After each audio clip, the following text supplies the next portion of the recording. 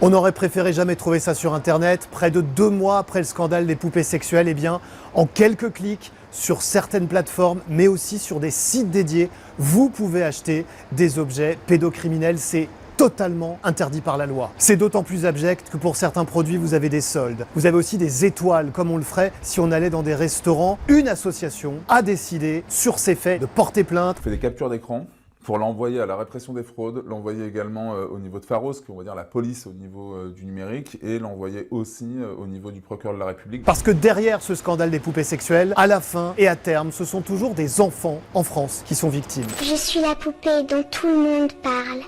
J'ai été créée pour permettre aux prédateurs sexuels de m'agresser en attendant de passer un jour à l'acte sur de vrais enfants. Mais ces enfants, ils n'auront pas ma chance.